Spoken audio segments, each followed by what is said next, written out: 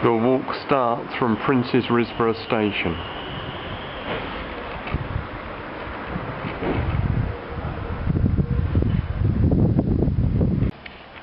Now on the first footpath of the walk, heading towards the hamlet of Horsenden.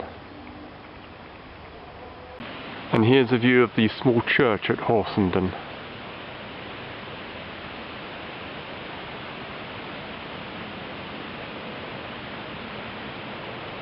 Here's another view of Horsenden Church.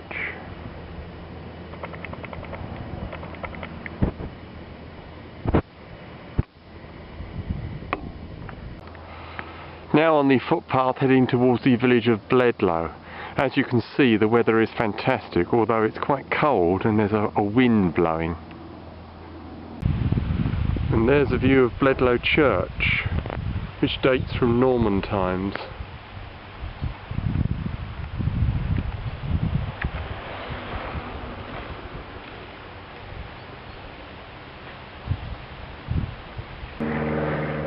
Now at the Lions pub in Bledlow. There's the pub. It was formed from 3 shepherds' cottages. Unfortunately the sun is directly ahead here. Now heading out of Bledlow along this green track with an amazing view ahead.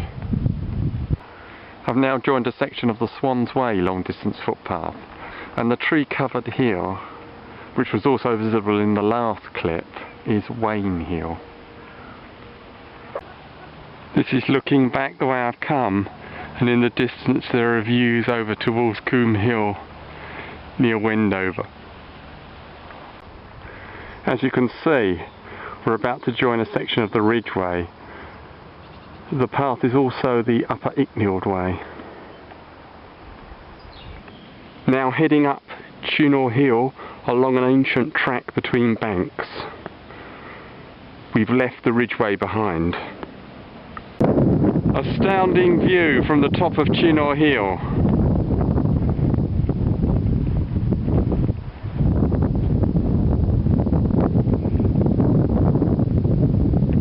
And there's our old friend Didcot Power Station, which is featured in many walks.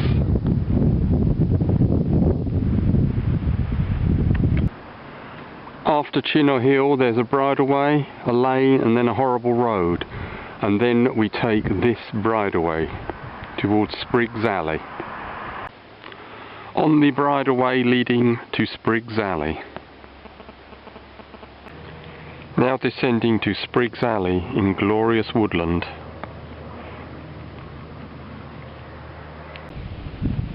Now at the lane at Sprig's Alley. Now along a muddy bridleway in Crowell Wood.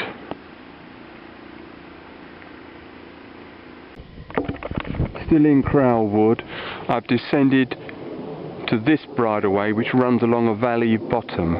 Incredibly, this was once the main London to Oxford road and still forms the boundary between Buckinghamshire and Oxfordshire. Buckinghamshire is on the right. Still following the path along the valley floor, but now between fields. The path continues majestically along the valley floor.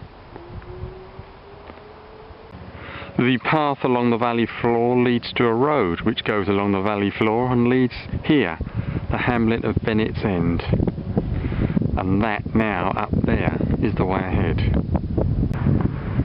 The walk passes the 3 Horseshoes Inn, Bennet End.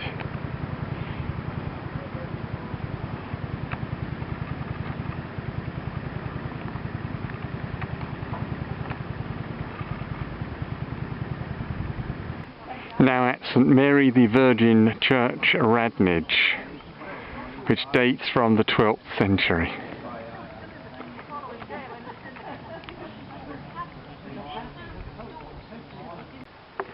Unusual style at the end of Radnage churchyard. Looking back towards Radnage churchyard, this is the way I've just come. Fantastic views all around.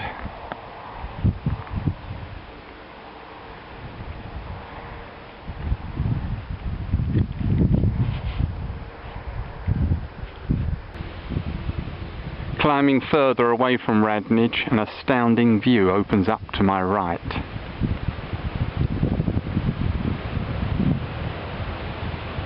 And that is the way ahead. Since leaving Radnage Church, the walk has been following a section of the Chiltern Way long distance footpath. Here's one of the signs for that footpath. Further along, fantastic views open up to my right across the Risborough Gap.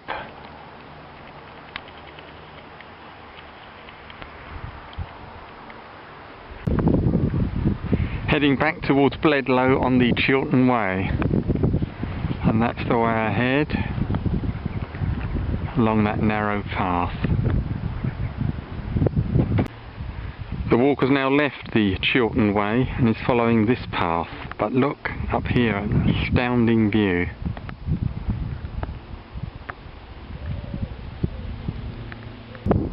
Great view of the path ahead.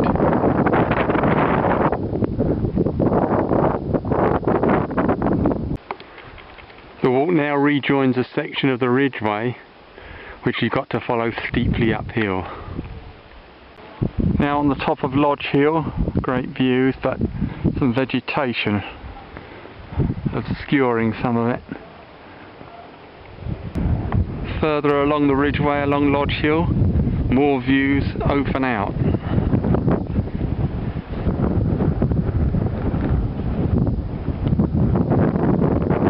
Ahead.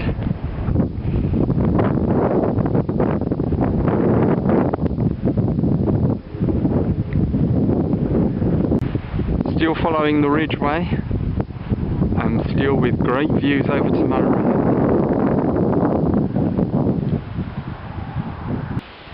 I've now turned off the Ridgeway and I'm on a bridleway heading back down to the Lions at Bledlow. Back up Bledlow. There's a steam train on the line to Chinnor, back at Bledlow.